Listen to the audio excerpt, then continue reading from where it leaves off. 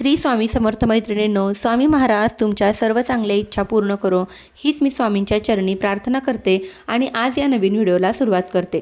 2 मार्च सोमवारी आहे होळी आणि होळीच्या दिवशी काही नियमांचं आवश्यक आपल्याला पालन करायचं आहे। महिलांनो, आपण होळीच्या दिवशी ना काही नियम पाळावेत, कारण बघा हुताशनी पौर्णिमा सुद्धा त्या दिवशी आहे। अत्यंत महत्त्वाची आणि मोठी पौर्णिमा ही असते आणि होळीच्या दिवशी बघा आपल्यातल्या वाईट गोष्टींचा त्याग करून आपल्याला पुढच्या आयुष्यामध्ये चांगले दिवस येतील यासाठी प्रयत्न करायचे असतात। म्हणून होळीच्या दिवशी जर तुम्ही काही नियम पाळले, काही गोष्टी चुकीच्या आहेत त्या टाळल्या आणि काही गोष्टी आपण करायच्याच आहे की जेणेकरून मग आपल्या आयुष्यामध्ये भरभरून सुख येईल, तर होळीच्या दिवशी आपल्याला काय करायचं आहे, काय नाही करायचं आहे ही अत्यंत महत्त्वाची माहिती मी तुम्हाला आजच्या व्हिडिओमध्ये देणार आहे। तर व्हिडिओ हा शेवटपर्यंत नक्की बघा आणि आपल्या चॅनलवरती जर नवीन असाल तर चॅनलला सबस्क्राईब नक्की करा। होळीला हुताशनी पौर्णिमा असते।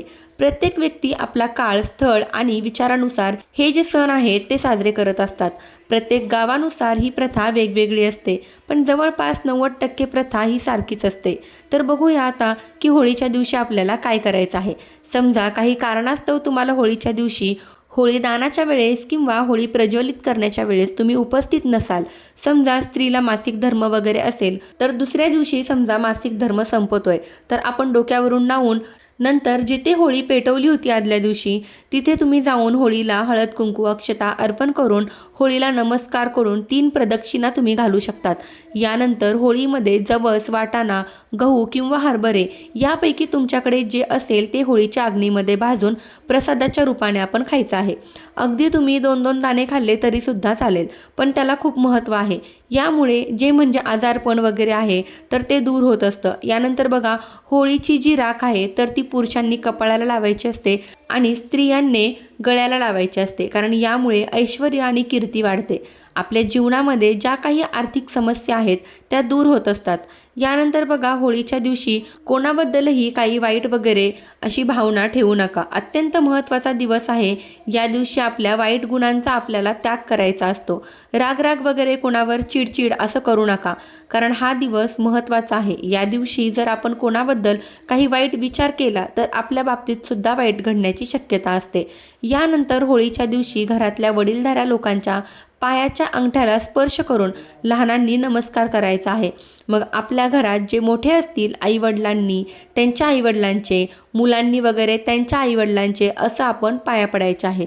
आजी आजोबांच्या अंगठ्याला स्पर्श करायचा आहे आणि त्यांचा आशीर्वाद घ्यायचा आहे। यानंतर होळीच्या दिवशी पिवळी मोहरी, लवंगा, जायफळ, काळे तीळ काळ्या कपड्यामध्ये बांधून तुम्हाला खिशामध्ये ठेवायचे आहे।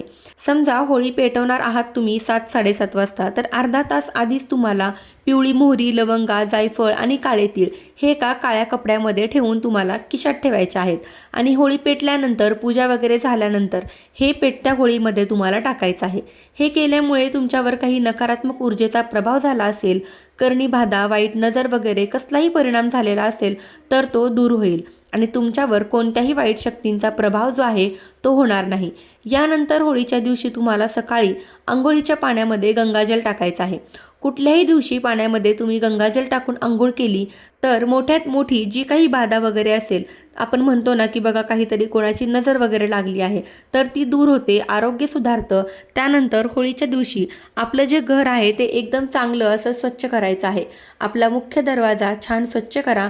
घरामध्ये जाळं जळवाट वगैरे काही काढून टाका असतील तर आपल्याला घर टापटीप ठेवायचं आहे, कारण या दिवशी पौर्णिमा आहे, माता लक्ष्मीचा हा दिवस असतो, म्हणून स्वच्छता पण आपली नीट असली पाहिजे।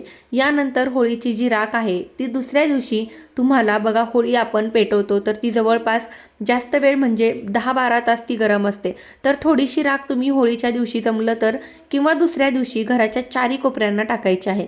असं केल्यामुळे घरातले जे वास्तुदोष आहेत ते संपतात।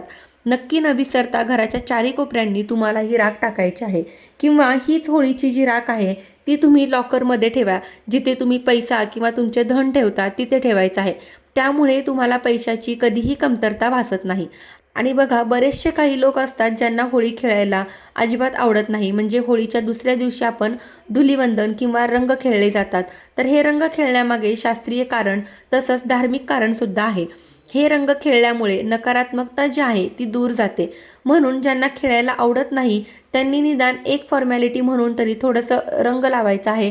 कुटुंबियांसोबत जरी तुम्ही थोडंफार अगदी नावाला तुम्ही रंग लावला तरी पण चालेल, पण आपण त्या सणाचा आनंद घेतला पाहिजे.